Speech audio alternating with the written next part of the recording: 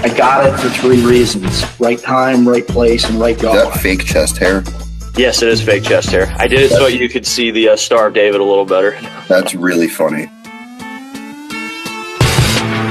This is where the troops go in the back right there.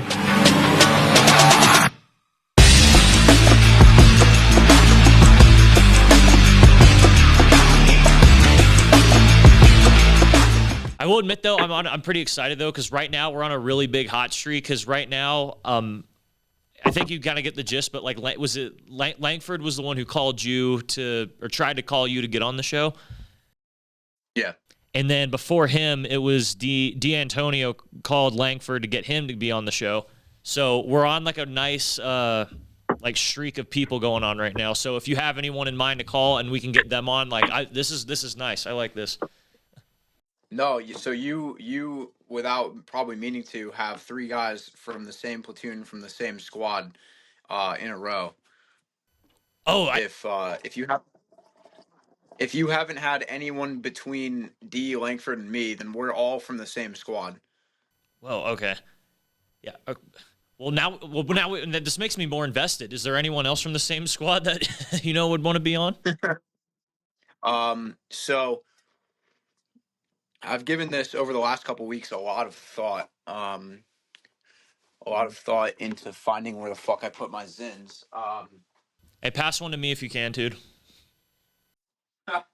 I wish I could. I'm big on the black cherry one right now. Okay. Yeah. So, from our squad, who would be good to talk to? I don't have anyone I could call just because I didn't do my due diligence there. But from off the top of my head, Garrett Melton is going to be one of the good ones from the squad for sure. But beyond that, I would say there's a kid named Nick Curioli who was in not our squad. He's one of my boots. And I think that would be a really interesting one for you for the sole reason that I mean he's a great guy, good Marine, but he's got out and he's been traveling the world, like backpacking through Europe. He's going to like Egypt, like Argentina, Vietnam, like kids going everywhere. So I think he'd be really interesting for you to at least talk about that kind of stuff, Yeah, yeah.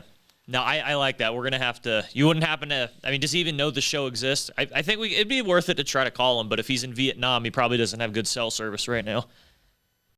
Yeah, I'm sure he does. I'll when we're done, I'll shoot you a list of names.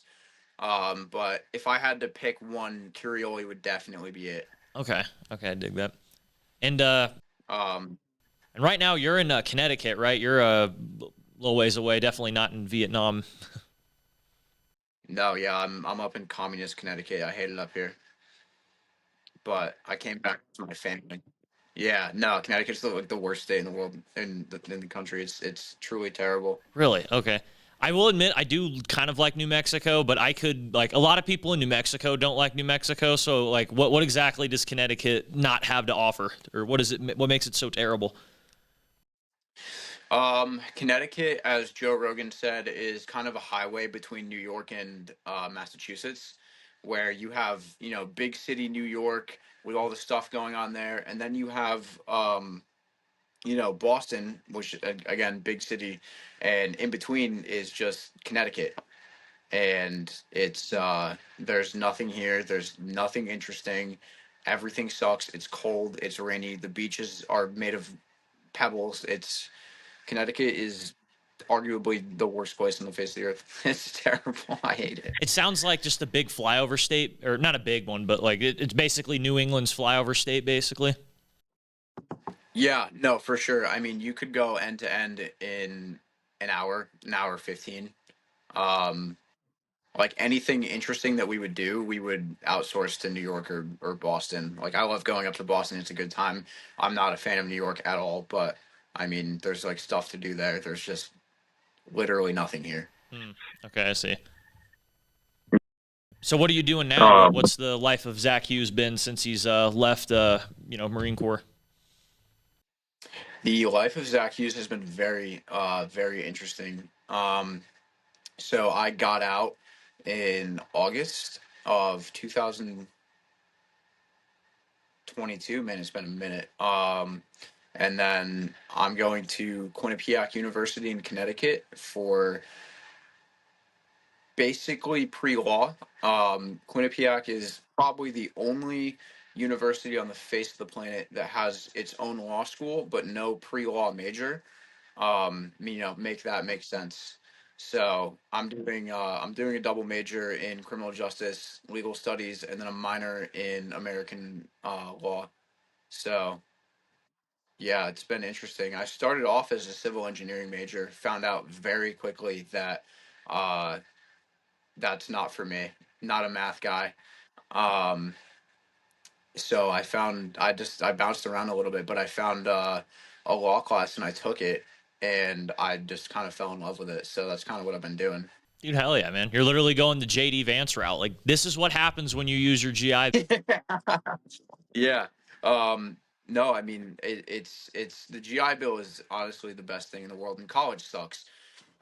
For like anyone that's been in that is going to college afterwards, it's terrible. It's not like, and I'm not knocking it. Like, use your GI Bill, go to college for sure, but um, it's just such a disconnect, and getting over that hurdle was honestly a massive challenge. But once you kind of get in, you get the flow of things. Like, you'll be all right. There's no one coming from our background that shouldn't be able to handle college. It's fairly easy in that regard. Now, this is a little So off, but is it pronounced Quinnipiac or Quinnipiac? How do you say it? it's pronounced Quinnipiac. I'm not gonna embarrass myself enough to spell it for you, but it's named after like the Quinnipiac River. There's a lot of Indian names in Connecticut. You have like Mohegan, Quinnipiac. Those are the only two Indian names I can actually think of. But off the top of my head, but um, like Mohegan Sun Casino is here, named after like the Mohegan tribe. So you have a lot of Indian stuff. It's actually interesting. Okay, nice, nice. It's kind of like that Yeah. in New Mexico too, but we have I don't know how it is in Connecticut, but we still have a lot of like Native Americans that like run around and like do work and stuff here. So I don't know if I doubt that's a thing in Connecticut, but it's cool little connection. No, for sure. I would say that they kind of coagulate in the casino area. They all just hang out in there because they have like not a reservation, but like they have their native land that they can kind of stick to. And that's kind of their thing. But Wait, so you guys there's have not. native reservations with casinos in New England too? I thought that was just like a Southwest thing. No, for sure, for sure. No, they're everywhere. Um, I mean, the casino's a good time, but you know how that goes. Uh, yeah, the native population definitely sticks to the casino stuff, but um, I'm doing good, taking it day by day.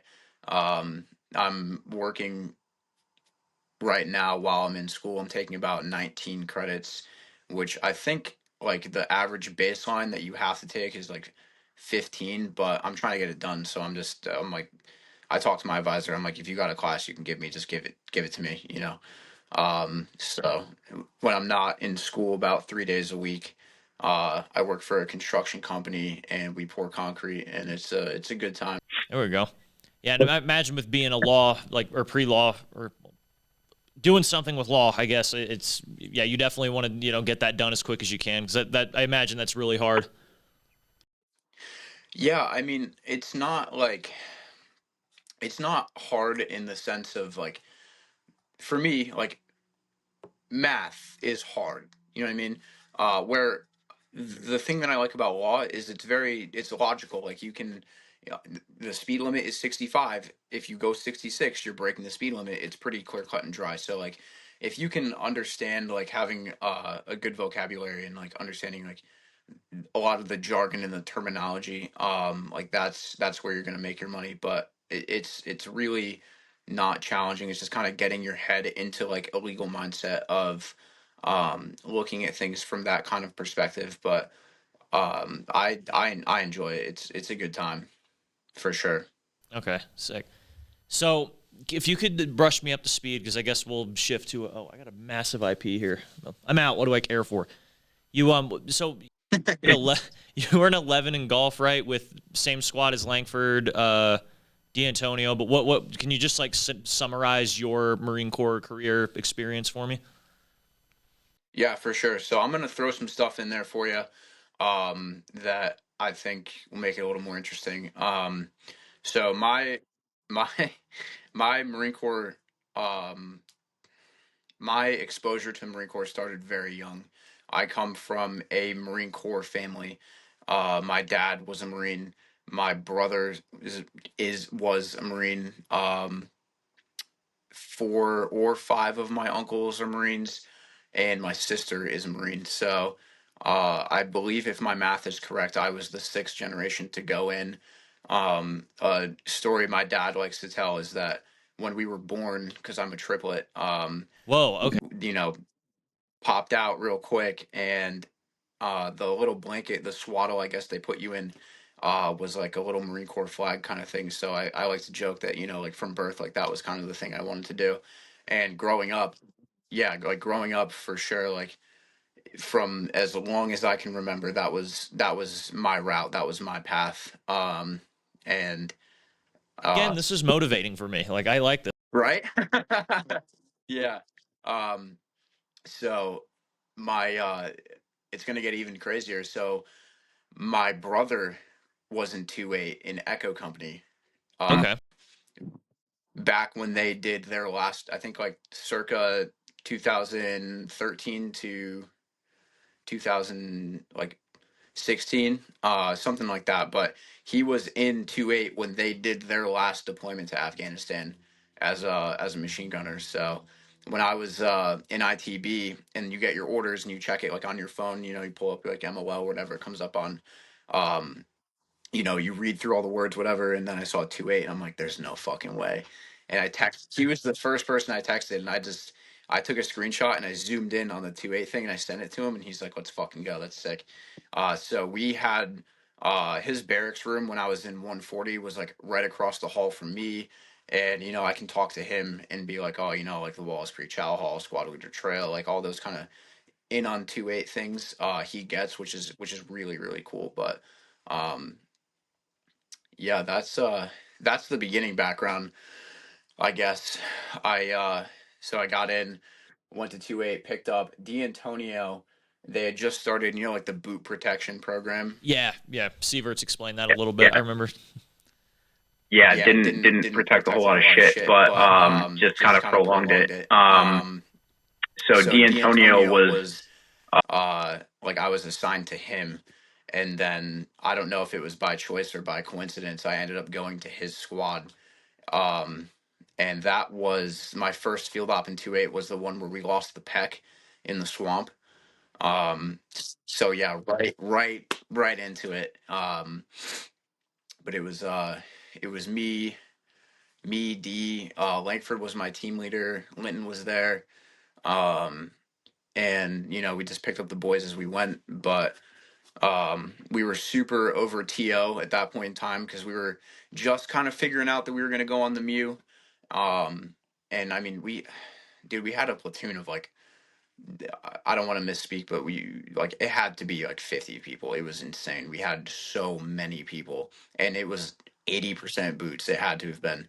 So, we built out the whole like ship tax thing where I was just talking to Lankford on the phone about this a couple of days ago, but like if you couldn't hack it, like they had the ability to kind of cut you out from the roster and push you out the ship tax, which was, I think, what made my first chain of command, especially at the platoon and squad level, so good, is that if you couldn't do it, they got you out quick, and so you could kind of pick and choose who stayed.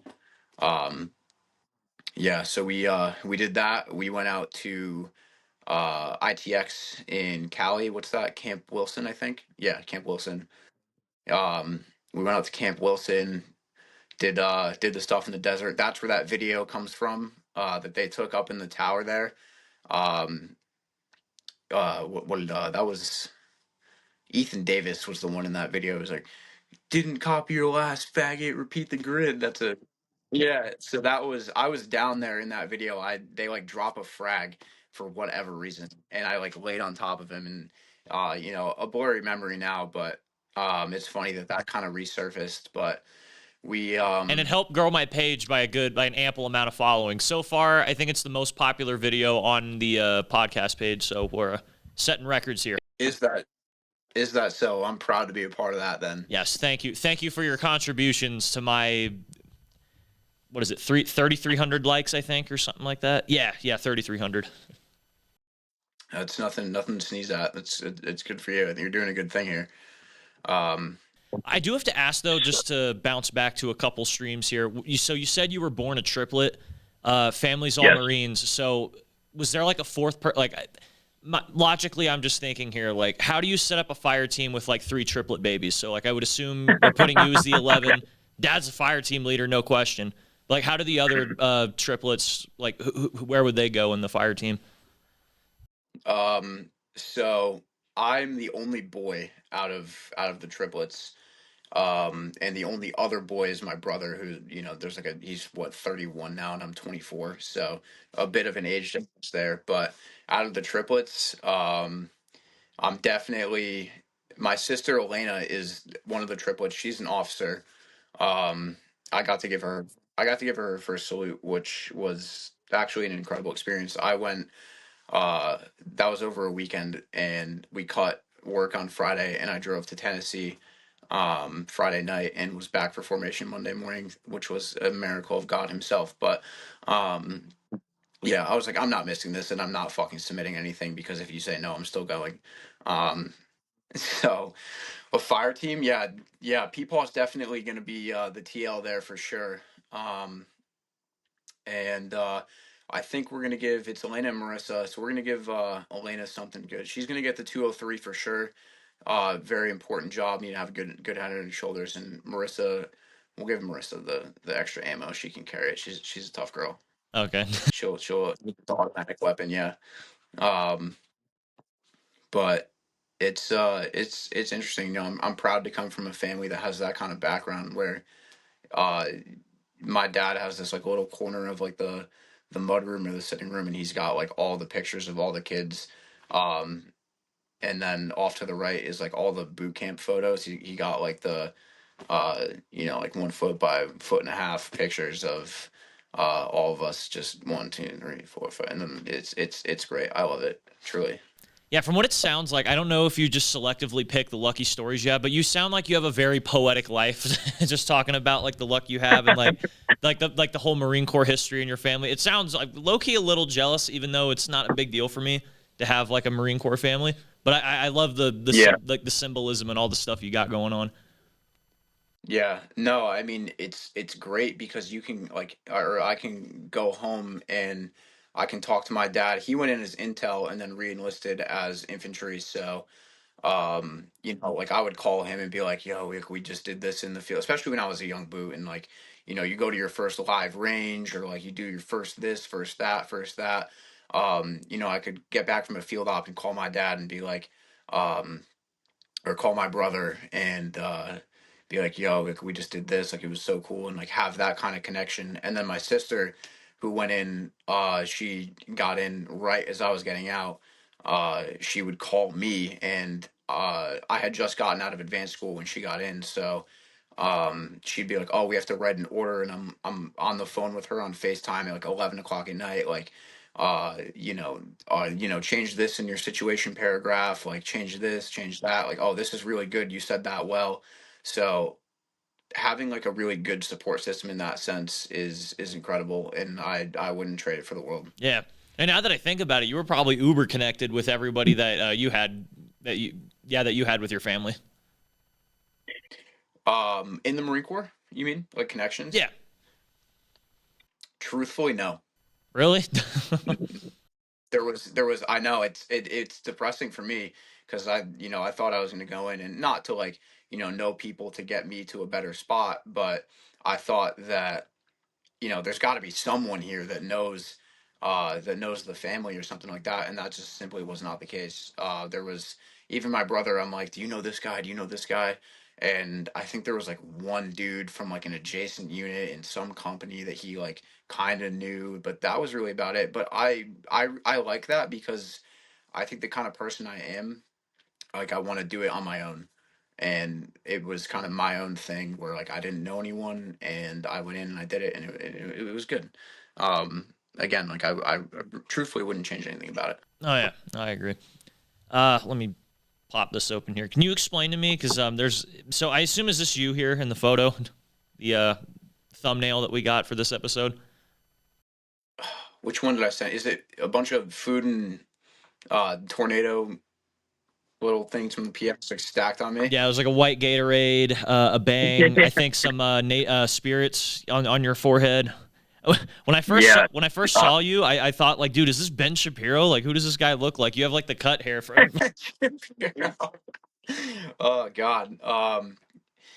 Yeah, no, so that photo it's awful in the sense that when that was taken, we were wrapping up our pre-deployment. So we were with tracks. I think you said you were on the New York, right? I was on the baton. The Baton, my bad. We'll get back to that because I was on the Baton for about 10 minutes, but um we were what were we doing? Oh, we splashed with tracks into what's that beach that we have there? Onslow. Yep, we splashed to Onslow, and of course the tracks broke down. Like we got like a grid square into Lejeune, and the tracks shit the bed, and it's like 1 o'clock in the morning. Um, so I think we kind of wrapped the whole field up, and we went back to the tracks, their garage that they had with like all the tracks and shit out there, like their where they were with their barracks, because they had to do repairs because the tracks were just broken as they always were. And I came down with one of the worst fevers I've ever had, and they stuck us in the garage with like the motor pool for the tracks in the building, in between the tracks. Like we put all our packs down in the row. And they're like, oh, we'll do white space training, like some stupid shit. Like we'll practice how to reload magazines. Like we haven't done that a million times. And I was like trying to tough my way through it, but I had just an awful, awful fever. And I think I looked at D or Linton or something, and I'm like, I know we're trying to do training and stuff right now, but like I'm not trying to drop pack, but I like am about to collapse and die. And so I went over at some point in time and laid down and just like slipped into a coma of a fever on the concrete garage floor for like 2 days. And I was just laying there like in the fetal position or like in the position of that photo. And at one point in time, I think Linton and Lankford just like took all their shit and like stacked it on me and took that picture. And so, um, I love that picture just because it's such a shitty time, but it was a funny picture. I had no idea, no clue. There was a Gatorade on my forehead. That's very, very, very poetic the way you said it. It was a shitty time, but it was funny. That was that sums up a lot of our experience, I would say. Mhm. Exactly. You look at a picture and like, it's objectively a funny picture, but I know the backstory. I know how shitty I was feeling there. And then we got right back on ship and just kept going. So, not much you can do. Change your socks or some shit, right? Yeah, literally. Did you at least get to keep some of the stuff? I mean, not to lie. I mean, like some of the stuff looks kind of good. Nope. Nope. I never saw any of it. None of it was mine. Um, but I wouldn't have eaten it anyways. I was bad. I was down and out for sure. No, yeah. Was it just like a? I mean, Did you end up finding out what it was, or did you just have to ride it out for a few days? The fever, Yeah. self-diagnosed. I mean, I'm at that point. I was 19. I've had a few fevers before, so I can. Oh, that's fever. And I think I went to my corpsman leash at the time, and I was like, "Hey, I'm like sweating and I have a hot forehead," and he's like, "You have a fever," and I'm like, I know, but just take some ibuprofen, Advil, and drink some water, and go to bed for a day or two, and you'll be all right. Did you join the Marine Corps pretty young? Because you said you're what 24 right now.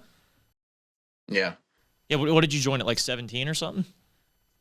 yes, sir. Oh wow. Okay, that checks out. I gra- Yeah, I graduated high school, and uh, I make the joke. I walked across the podium, got my diploma, and walked on the bus and went to Paris Island. But it was like I graduated, and then like 2 weeks later, I shipped down. Um, and yeah, I turned 18 on Paris Island in third phase, and graduated. And then yeah, I turned 21 on my second deployment, and got out at like 21 or 22.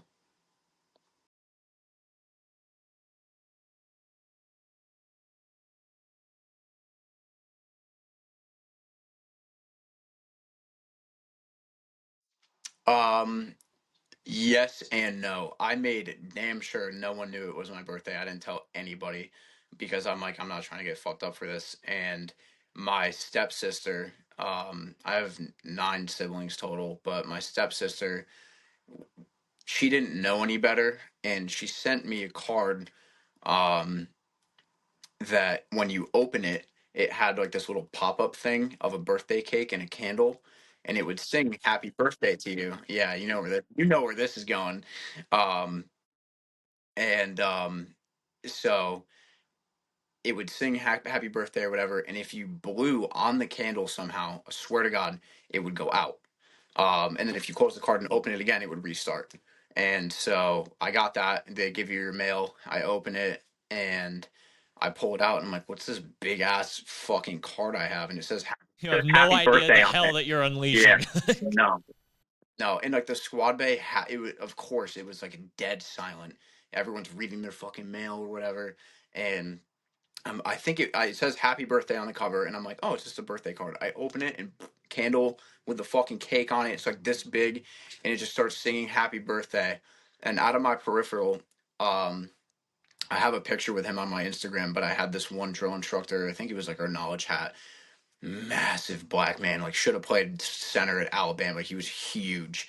And I opened it, and it was like happy birthday, and out of my peripheral I see him hidden about face and just beeline for me. I'm like, and he's like, oh, it's our friggin' goddamn birthday, huh? And I was like, yes, sir, whatever. And yeah, I got IT'd for like a good minute, and he made me do burpees, and every time I came up, I had to blow out the candle, and he'd close it and reopen it. Yeah, yeah. And who was the So that was and was it who was the one who sent it? You said it was your sister Marissa or someone who sent it? no, it was my stepsister Lola. She sent it to me, but she didn't. She was like, I don't know, like 10 at the time. She didn't know any better. Oh, so It, she was just being a sweetheart, just trying to. Mhm. Okay. Well, good Yeah. job, Lola. You got your older brother, right righteously. Yeah, I got good and fucked up for that one for a minute.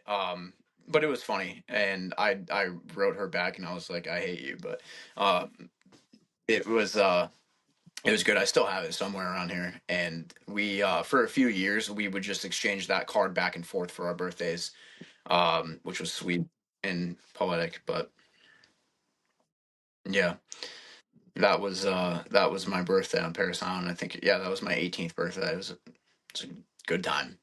How was your? Because you said you turned 21 on the boat, so that had to have been a little, probably not stellar. I mean, I assume you probably weren't drinking or partying. I mean, if that was the case, then.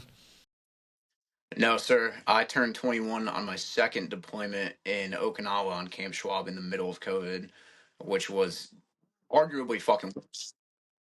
Yeah, no, it's okay. Honestly, it was gonna be bad either way.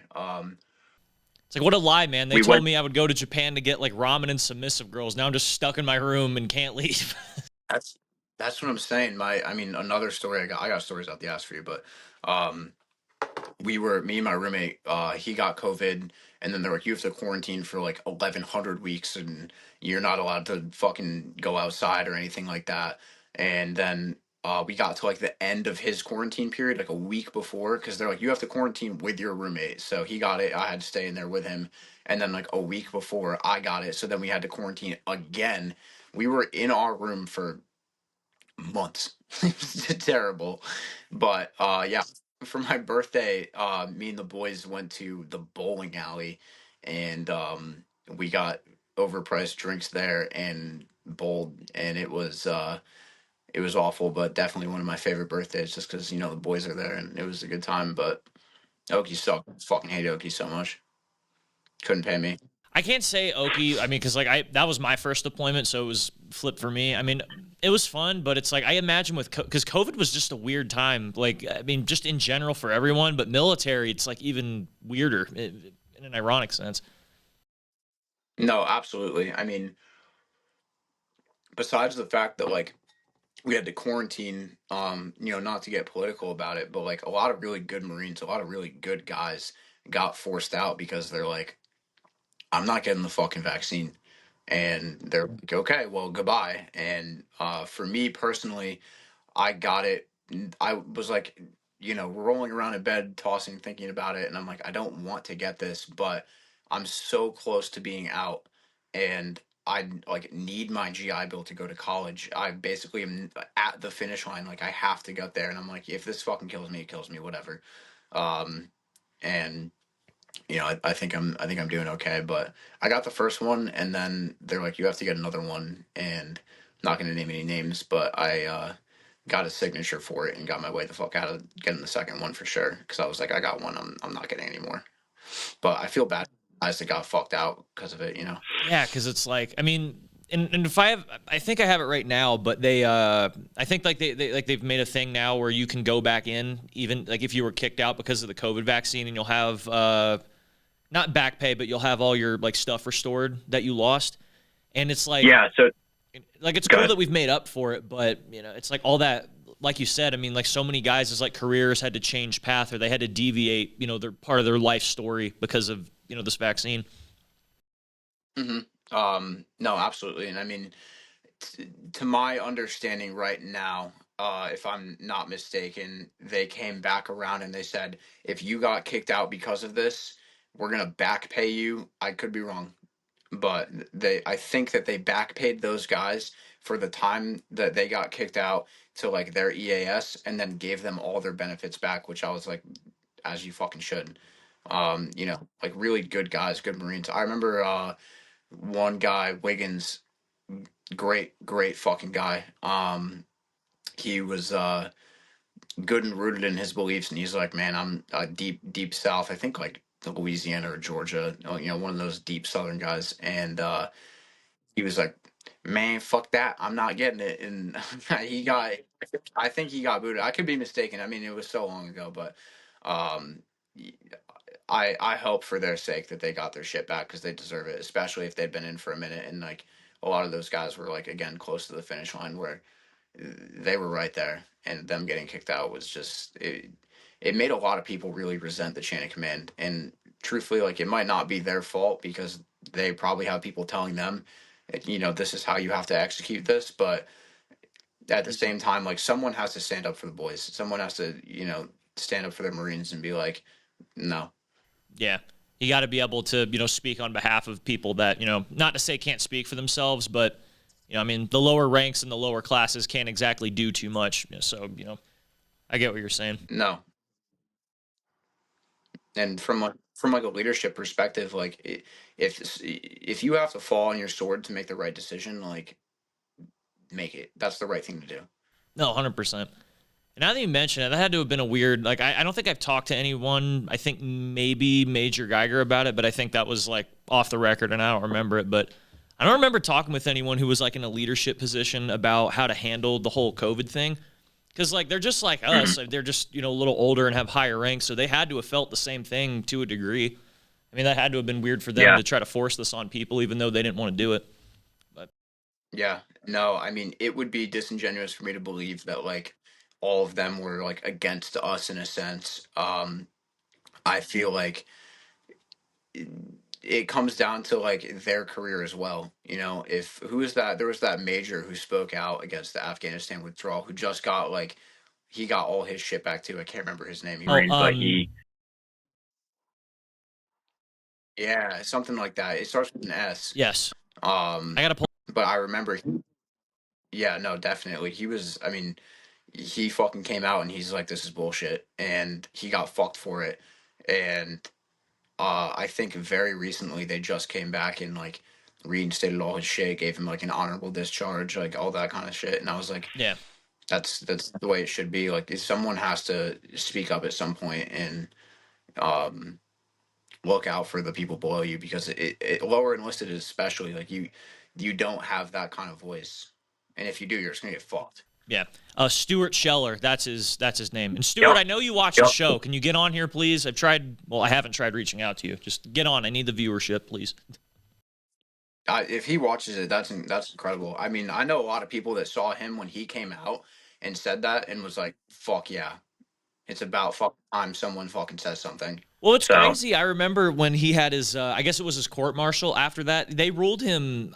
I don't know if it's like not guilty is the phrase, but they basically said like he didn't do anything wrong. He just called out he just asked for accountability for his chain of command, which technically isn't. I mean, technically isn't wrong. I think they had a beef with it because he did it in uniform or something. But Who cares at that point? Who cares? We talk all the time. We harp about, be a critical thinker. Don't be a yes man. Like, if something's fucked up, say something, and then you fucking say something and you get fucked because of it. Like, good for him. I have all the respect in the world for him coming out and doing what he did.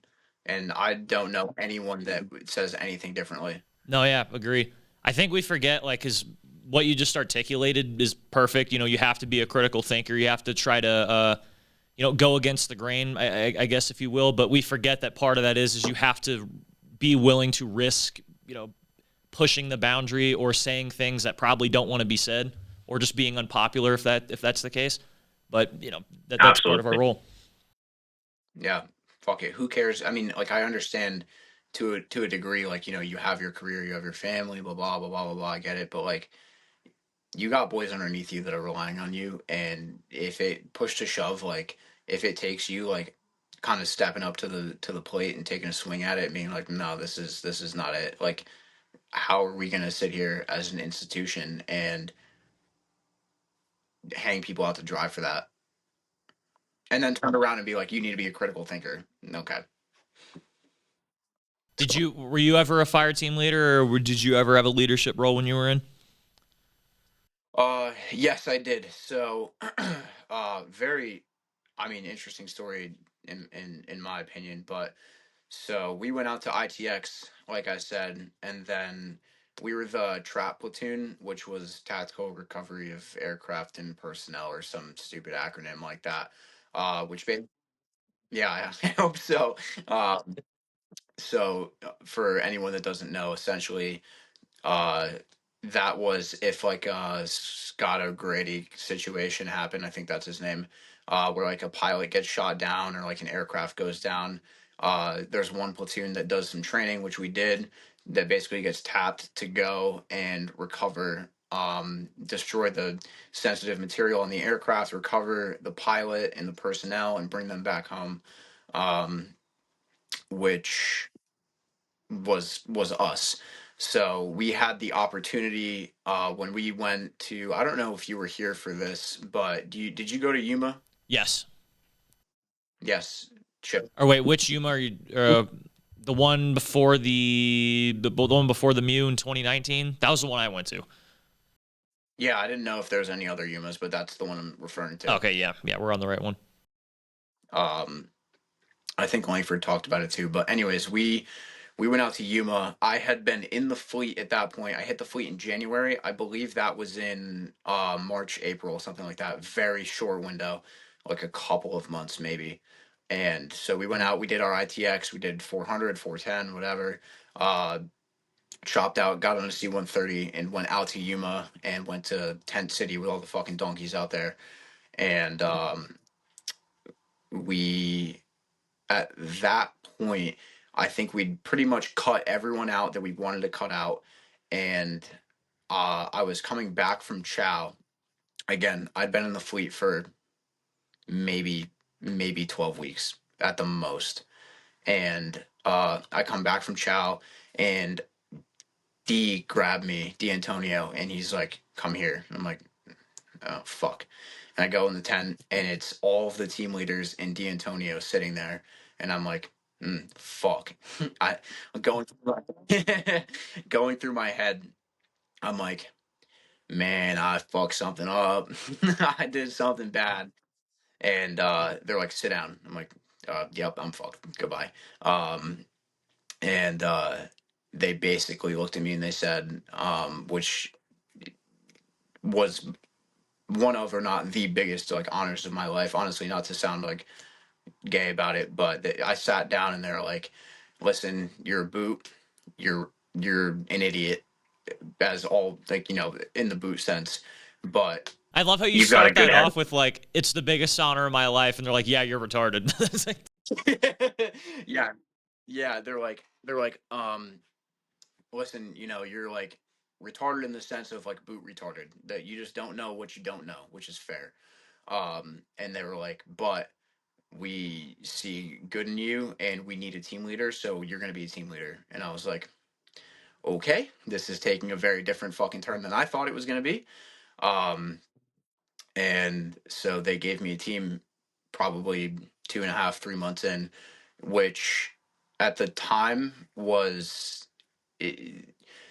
I took a lot of life lessons away from that moment, in the sense that, like, that moment and the things that, like, transpired after that, um, really was a ton of character development, because you're a boot team leader, and I had one of my seniors in my team following that later on. Not that he was a bad Marine, not that he was a bad person, just right man for the right job, and that's just how it goes. That's life. Um, so I had him, and then I had my peers who came in with me, and they're like, now you need to tell them what to do, which was incredibly challenging and a massive learning experience, because at that point in time, like, me and my peers are like 18, 19, whatever.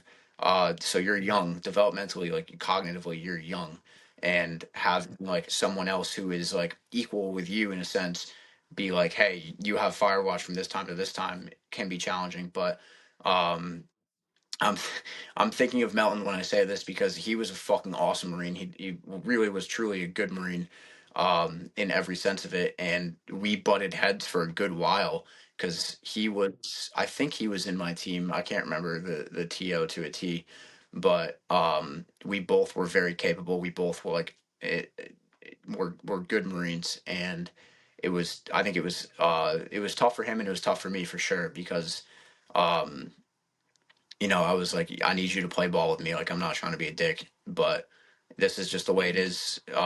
For whatever reason, they made the decision that they made, and that's how we went. And I rolled with a fire team of my own as a boot on my first deployment on the Mew, which was fucking awesome. I loved it. hell yeah. I can echo with you a little bit to that degree, because like my platoon was very, like, we were very boot heavy in the beginning, but then when our seniors left, the few that we had, it was like my entire peer group was like the whole platoon. So I do feel with you Mhm. that it's kind of hard to and like, don't get me wrong, like I was blessed that like a lot of my peers were very good leaders, but like we always butted heads. Like one of my fire team leaders, Bahina Delgado, like he was great, but I gave him more shit than he truly deserved, and like other stuff like No, that. So sure. I definitely can get where you're coming from there. Yeah, no, it's challenging, and I mean, these kind of things transpire throughout life, where, like, in college now, I mean, I'm 24. Most of the people who I'm in class with are 20 at most, to be generous. Most of them are like 18, 19. They're young, and, like, not to toot my own horn, but they don't have a lot of life experience, because they just don't. They go from their hometown to college, as most of the population does, and uh, so having to work with them is insightful. But I take a lot of things away from the Marine Corps, and away from that experience especially, that I think helped me navigate those situations where you're in a shitty position, where, like, you're my boy. And a lot of them, we were very, very good about it, where, like, we would joke and talk around and like do our stuff, but when it was time to flip the switch and go, we went and we did it, and it was good. I have no bad feelings against it or anything. It was good shit. Now, how was it like? How did your seniors treat you, being like a boot fire team? Because I imagine like you weren't like, were you still like technically a boot, like a junior guy to their eyes, or like did they just immediately like assimilate you in, kind of like the mob, where like now you're in with the group, or like what was that like? No, so I I made damn sure that, like, I don't think I explicitly said it to them, but like through my actions, I think that I made it very clear that, like, this wasn't going to be an ego trip, and I was going to take this on the chin and run with it the best I could. There were guys who were my peers, who had been there for longer than me, who were already in the squad. And again, nothing against them. We had nothing but good guys on the first deployment. Really good, solid guys. There were, the onesies and twosies, but whatever. Um, and I was like, I'm not gonna let this inflate my ego, or at least I tried not to. And if there was a working party where, like, the boots have to go clean the head, like, I'm going with them, and I'm fucking picking up a mop for sure. Just because I was like, I feel like this is my place. Like, I belong with my peer group, with these guys. Like, sure, I have a billet, sure, I have responsibility in that sense, in that regard, but I did my best to really ground myself and make sure that, like, when it came down to it, like, I was there with them doing what they were doing. That's my opinion and my perspective on that. But it wasn't it wasn't like you're saying, like, okay, you're a team leader, like, you can call me by my first name now. It was still like, you're still a boot, and sure, you have this responsibility where, like, kind of let your hair down a little bit offline, like in the smoke pit, but few and far between. Oh, okay. I see that. Which I appreciate. I appreciate. I wouldn't have wanted it any other way. Truthfully, I wouldn't have wanted it to be like, oh, you're good, you're in now. I wanted to earn my place there.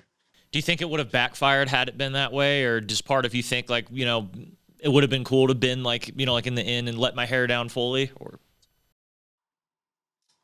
Personally, no, fuck that. I again, like, I didn't want that.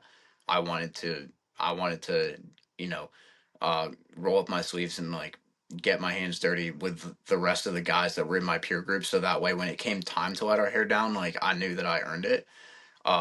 And for them, I think that it was the same way, where, again, they were like, Here's this job and this responsibility. You are still a boot."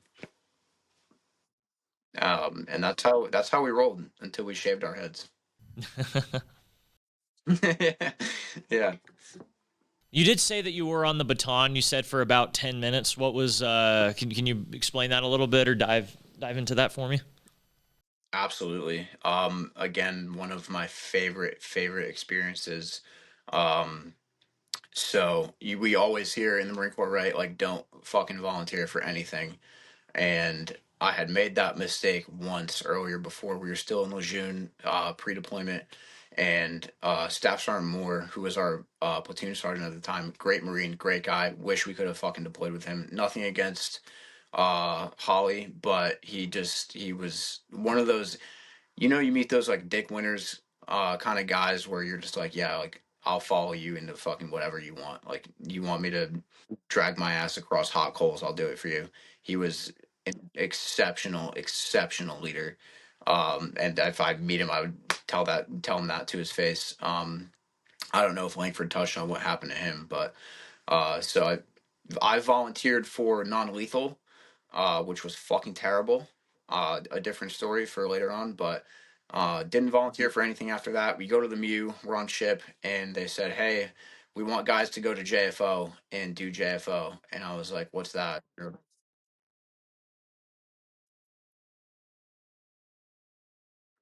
Yeah, no, unfortunately, that's exactly what it is. Ah, okay. I see. All right. Well, carry on. We'll come back to that. That was a shit time, but um we they're like, "Hey, we want guys for JFO." I'm like, "Yeah, what the fuck is that?" And they're like, "It's Joint Fires Observer, I think is what it's called."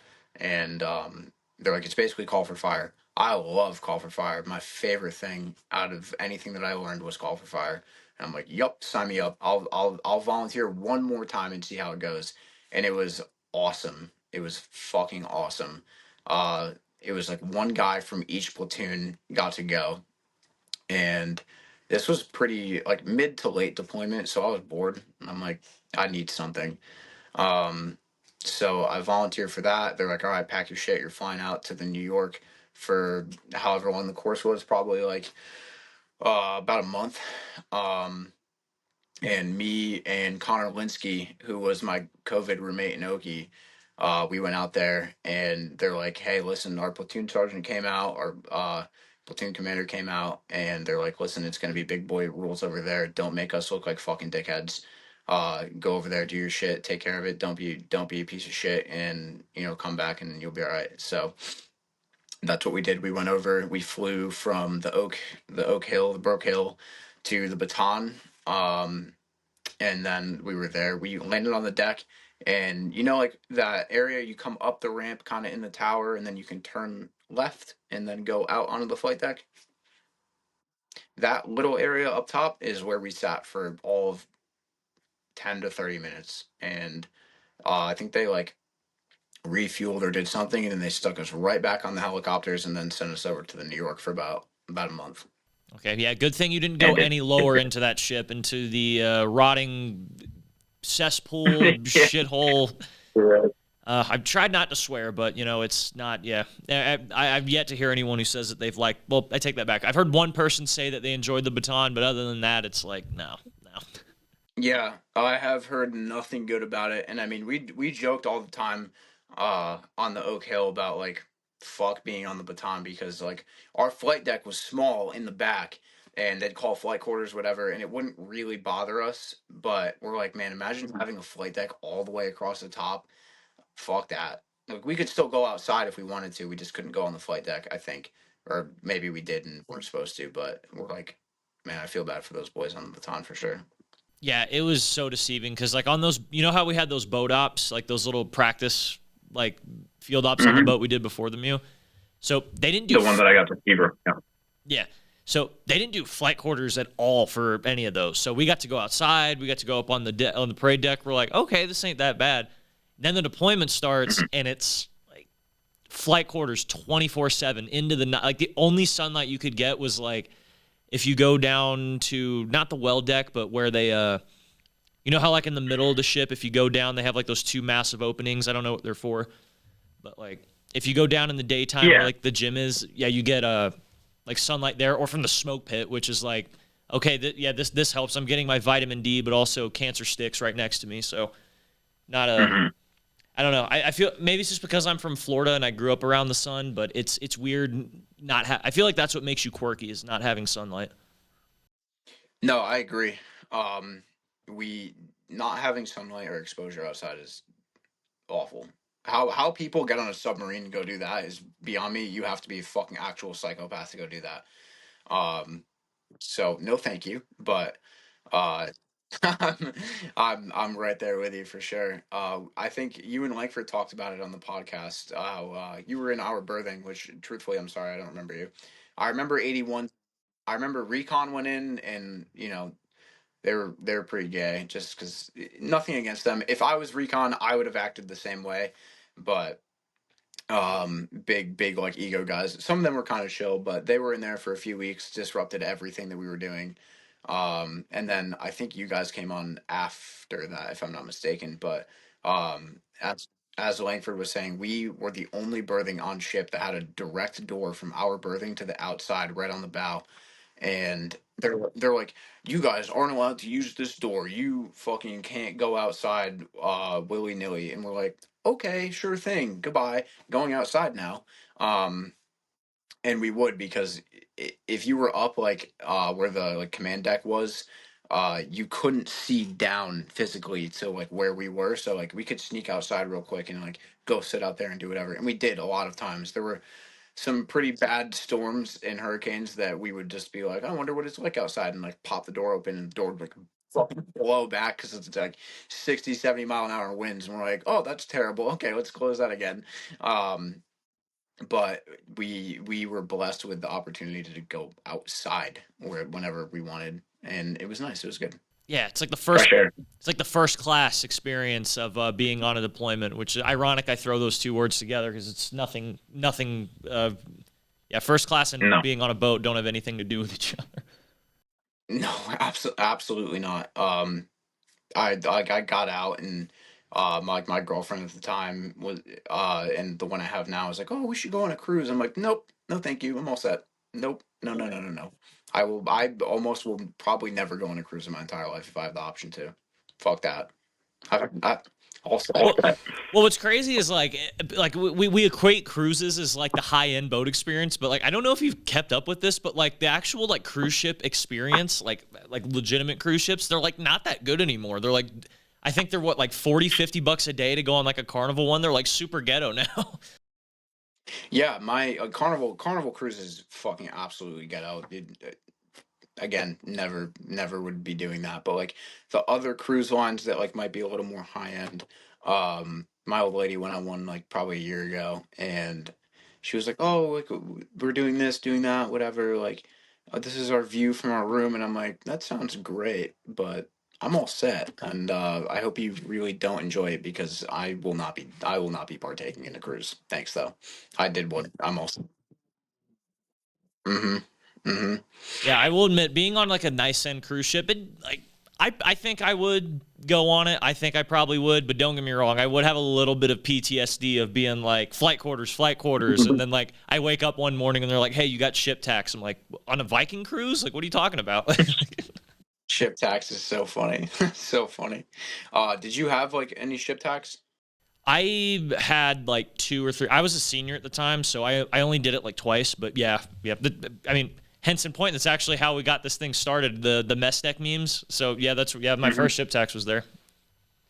Yeah, I remember the memes when we first got back. Like, it was pretty hit or miss because like if you weren't in on the joke, like you wouldn't get it. So there'd be like baton memes that would come out that would be like objectively funny, but again, like I'm not there, so I don't really understand it. And then they really all started to come out, and I'm like, hey, that's a no kill meme. I get that. That's funny.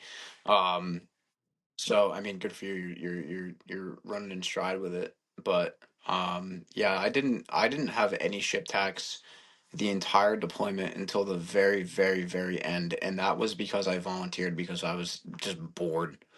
And I think our deal, the way we did it was, if you had a billet or you were a senior, you did not have to do ship tax if you did not want to, which a lot of guys ended up doing it because they were bored.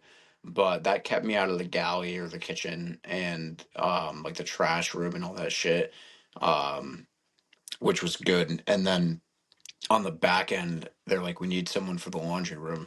I'm like, what does that entail? And they're like, oh, you go down there in the morning, you hang out in the laundry room, you can skip the line to get into the ship store, which truthfully, I went in the ship store like twice. I spent maybe over like, how long was that deployment? Like 7 months. Yeah. Through the whole 7 months, I probably spent $200, and 90% of that was in Dubai. Because I was like, do I really need a bag of Doritos? Am I gonna die if I don't have Doritos? Am I gonna die if I don't have a white monster? No. I'm gonna save my money, and I did. I saved almost every fucking penny I made. But you will But die if you don't get to like, go see the Burj Khalifa or go rent a Bentley or do whatever we didn't do because we got to go with you guys to Dubai. I yeah, fucking love that city. Oh my god. Dubai was sick. I was like, I'm well the fuck out of my tax bracket here, but uh, it was an incredible city. I would go back to Dubai. I've actually looked at going back to Dubai, like my own time, probably a few months ago, and it's really not that expensive. The worst part is the flight, but I think like me and a few of my buddies up here we were like at a bar, like, oh, we should fucking go on a trip, and like, oh, let's go to Dubai. But beautiful city, clean, no trash, no homeless people, no fucking graffiti on everything. Like it was an incredible city, and I enjoyed being there for all of the 2 days that we were there. It was a great time, and it was probably a better time because of the environment we were coming from. Like you could have stuck me in the fucking middle of nowhere, and I've been like, this is great. Yeah. And plus, the timing was perfect too because it was February 2020, so we got to experience the last of pre-COVID Earth and before it all shut down. Yeah, before everything was shit. Yeah, that was weird too because like that's wild that like I didn't because like we were on that deployment the entire time when COVID broke down, like when the world was shutting down, 2 weeks to flatten the curve, all this stuff, but like we had no idea what was going on, and then we didn't really see it until we got back like midsummer. So it's like, oh, this is what the world's been like for the last 5, 6 months. Yeah, I think we came back and they had like just started getting into like the like yellow footprints in fucking Walmart and shit. Like you need to stand 6 feet from this person and 6 feet from that person and all this stuff. And we came back and they're like, oh, you got to put your mask on. Not wearing a fucking mask. What are you talking about? And then you go out in town and like everyone has a mask on. It's like, all right, I'll wear one. But um, yeah, it was. We were sheltered for the beginning of it, and I remember hearing like uh they're like, oh, coronavirus, and everyone's like, what, like Corona the beer, like ah, and then we went back and it was just fucking awful for however long that shit took to blow over. Yeah, thank God I got out like right, well, not right after the Mew, but like thank God I got out like when it was really gay, if you want to use that word to describe everything. I love that word. No, that's fine. No, gay is definitely the right word to use for sure. And then we went to Oki and it just fucking didn't get any better. It was fun. Like when we got there, I think we got there in like the summertime. So we go down to the beach. We would snorkel. We shifted our whole TO over, which is another fucking rabbit hole. Pisses me off, but we had this kid from New York, Rivera, and he had no idea how to swim. And so like me and some of the guys that like were good swimmers would take him down to the beach and I'd like to believe that we taught him how to swim for sure because he passed intermediate swim qual after that. But it's like beautiful weather and you know how Okie is. And then we got into the winter months and it got cold and then COVID hit and everyone wanted to kill themselves and that was that. I will admit that I don't know if you were here for this one, but my favorite Marine Corps clip of all time, I think, came out from that deployment that you guys on. It was a bunch of Marines and then like Japanese soldiers were together, like huddled up in one group, and they were all like yelling "fuck China," like just jumping up and down, like they're at like a club doing something like that. That clip always makes me crack up every time I see that. Was it in the snow? I don't know if it was in the snow, but I know it was during a field op you guys were doing or some type of Japanese exercise. So it probably was in the snow then. Yeah, I think that was the boys out at what's that mountain called out there that they go to? Fuji? Yeah, so I wasn't there for Fuji. The downslope of my career personally happened around that time, and uh I caught a lot of shit for it, which is I guess fair. So we were in Oki. We doing the Oki stuff, doing all the like the trails in the fucking woods and hiking here and doing whatever. Like this range over here, it was the usual Oki white space training. Um, at that point in time, we had a new TO, we had new leadership. They moved all the companies around. Like 28 went, unfortunately, in my opinion, 28 went down the fucking shitter after the Mew very quickly. Um, which sucked for a lot of the guys that like were super motivated coming back from the Mew, that like wanted to train up the boots, that like wanted to step into their roles. And I'm not big on blaming leadership for problems, but it was definitely a leadership problem that just kind of fucked a lot of people, and fucked the unit in a whole. But backtracking, um we were kind of stuck not doing anything during COVID, and I had I had gotten out of the shower in my barracks room, and my roommate looked at me and he's like, "Dude, your shoulder, this one is like sitting lower than the other one. If I like sit straight up for you, I'm wearing a sweatshirt. You can't really see it, but like if I kind of hang my arms down, like this shoulder sits lower than this one. Um, if I was to take my shirt off and you could really see it, it's aggressive. It's naturally like this, which you can see that. He's like your shit is like sitting lower than the other one, and I didn't really notice it because you don't notice those kind of changes in yourself. And I looked in the mirror and I'm like, fucking yeah, it is, huh? So I went to my corpsman and I was like, hey, dude, like we're not doing anything right now. Can I get this shit checked out?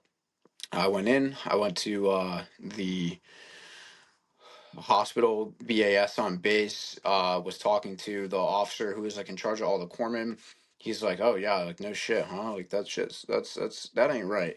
Um, and so I was like, "What can we do about this? Like, I don't want my fucking, I don't want to be like this."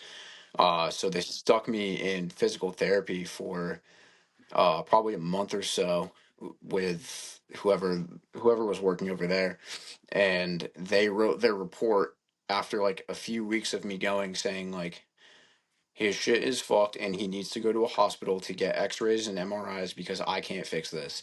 And they did that, and then I basically at that point in time had to take a step back, um from the platoon, from the squad, to go take care of my own shit, which like I feel bad because like me as a person, the way that I am, like I feel like I was dropping pack, but like we weren't doing anything, and I needed to address this problem because I'm like, this is only, my physical therapist was like, this is only going to get worse the longer you push this off. Um, so I went to the hospital, and I ended up, by the time it was all said and done, like back in the States and all this stuff, I got 21 x-rays and I got 4 MRIs. Um, Probably got Which, cancer now just doing all the X-rays. Holy, yeah, yeah, got no, a whole for new sure. set of problems. yeah, so I begrudgingly was still a team leader at the time. Um, and I had my team, I had the guys that were in my team. And I was like, hey, I kind of got to step offline and like take care of this and take a look at this. And so I did. And me and my corpsman were going back and forth between the BAS and the hospital on Kadena, I think it was. And they're like, yeah, you have like late onset scoliosis where my spine was bent in like a 23-degree angle. So he comes up straight and then bends like this and comes back to straight again. Whoa. And yeah, no, bad, not good. Um, and that came out in the x-rays. I have it somewhere on my phone, but it literally it goes like this, and then it comes back to straight again. It's bad. And they're like, yeah, that's not good. And luckily I didn't get med sep for it, because I had said like early on, I'm like, I don't want to get kicked out, like nothing like that. Like I'm not trying to fucking get out of anything. I'm trying to get ahead of a problem that like might be realistically an issue later on in life.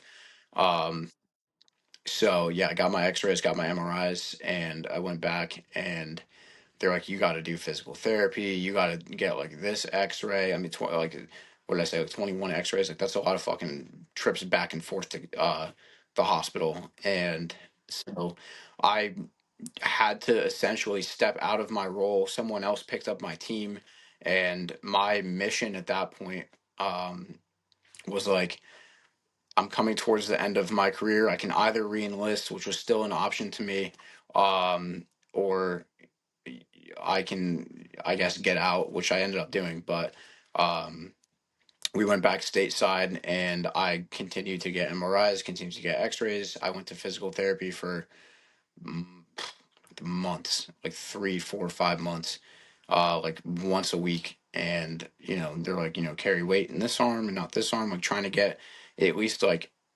essentially what they explained to me is you have scoliosis, which wasn't picked up in MEPS, which you were born with, and the bend in your spine was probably not bad enough that they would have seen it.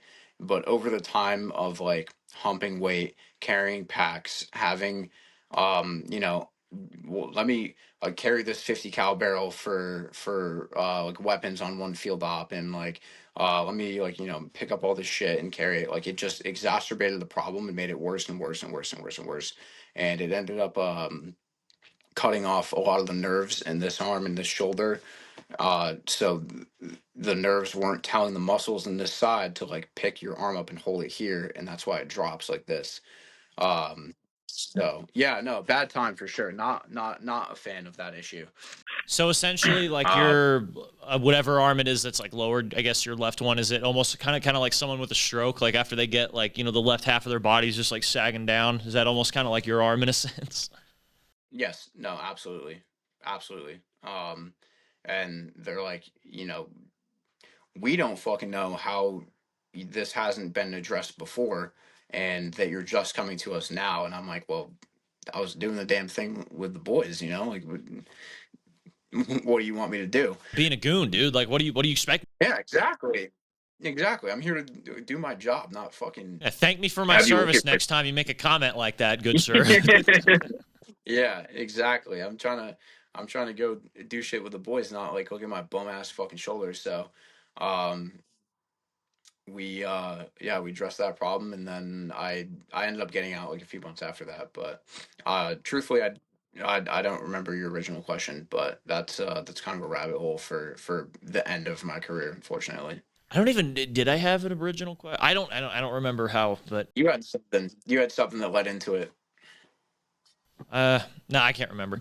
But with that said, do you regret or not regret getting out? But I assume, do you miss it, or do you ever like entertain the idea? Should Zach Hughes go back in and do something else? Because I know we all do at some point. But does that cross your mind?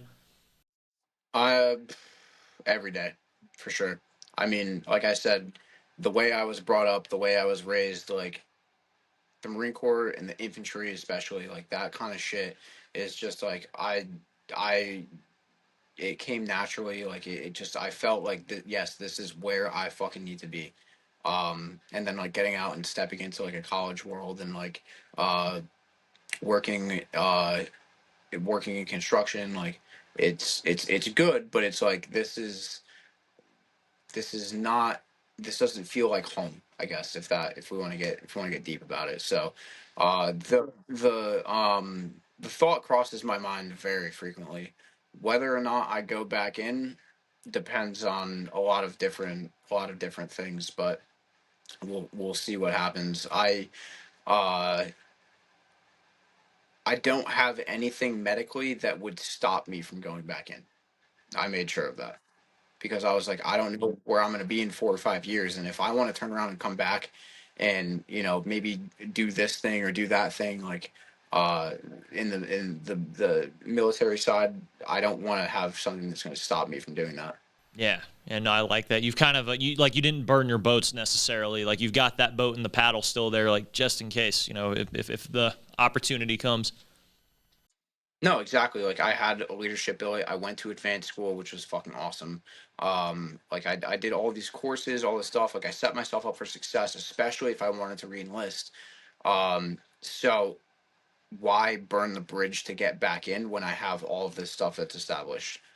And I mean, I go to the gym. I still run. Like I'm a very like physically active person. Like the stereotypical, like you get out, you get fucking fat, and you go be like a mall cop. Not my thing. Like, and not about that.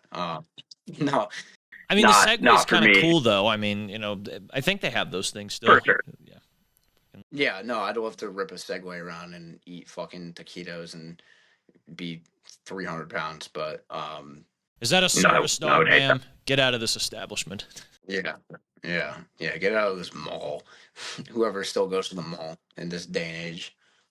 I am the guardian of this here J.C. Penney. You put respect on my name. Yeah.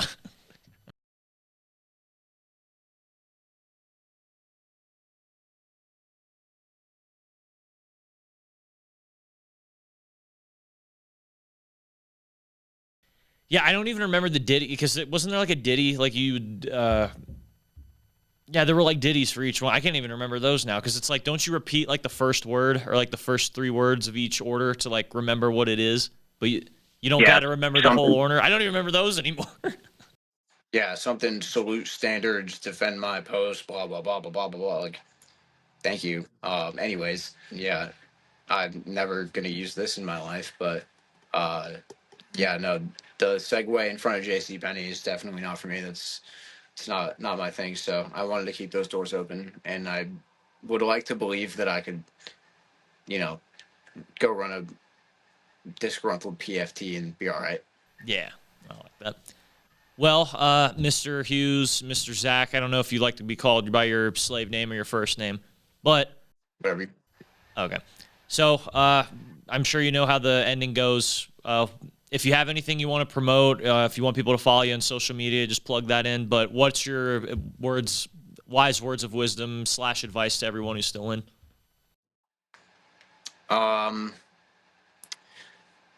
don't have anything to plug, truthfully. Um, I would say I thought a lot about this before coming on because we had our first episode that unfortunately got pushed back. Um, so I had a lot of time to like sit and really think. And I think that for guys that are in, like, you'll figure it out. Whatever. You know, everyone's gonna go through their emotions and find their own place. But when you get out of the Marine Corps, I've found um there are certain things you should definitely hang on to. Uh, the civilian world is not aggressive. No one has like you know how the Marine Corps is. The lethality of the general mindset, the culture, like the camaraderie, like the structure. You're not gonna find that when you get out. And I would imagine there's plenty of people who are out now who would be like, yeah, when you're in the Marine Corps, you get up at this time, you go to chow at this time. This is your training plan for the day. Um, Kind of really doing yourself the justice of like continuing that in your own life of like building out your schedule, like staying on top of your game when it comes to like being in the gym, your education, your job, whatever it is that you're pursuing. um Complacency kills, right? So not being complacent and taking what you've learned and realizing that truthfully you're ahead of the pack in the game. Uh, most guys, most good Marines when they get out have a great mindset, an incredible work ethic. This is why employers like hiring Marines because we just do good fucking work. And I think taking that and like and holistically like applying that to your own life in your own way is crucial because no one's here to tell you what time to get out of bed. No one's here to tell you like go to the gym, go PT, like show up to work and do what you got to do. So take the good lessons and just like keep the momentum going because it's super easy to get out and fall victim to, oh, I checked my boxes, I did what I had to do, so now like it's time for me to relax and let my hair down. Fuck that. Fuck that. Keep it going. Keep the momentum, keep the ball rolling, get into what you got to get into, and just you're already ahead of the game. You're ahead of the pack. Like a lot of these kids that I go to school with, nothing against them, they're good people, but like they're lazy, they're fucking showing up to class late, they're like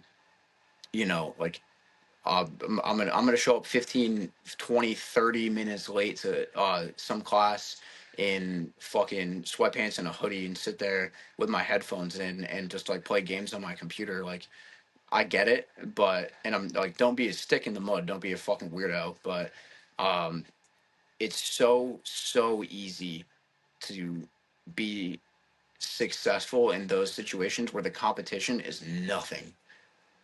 Truthfully, like you go to college, you go to work, like these people are fucking lazy, and like y- you're there, play ball, be aggressive, be aggressive.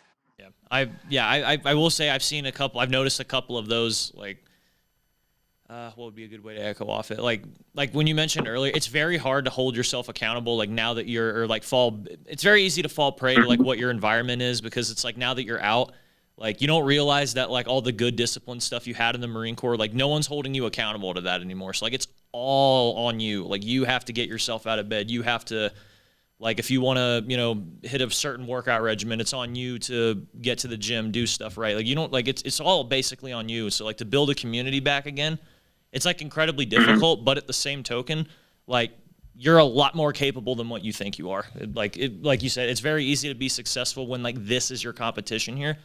So like if you just put your mind to it, you really can't. I love everything what you said there. I just because I've seen it firsthand.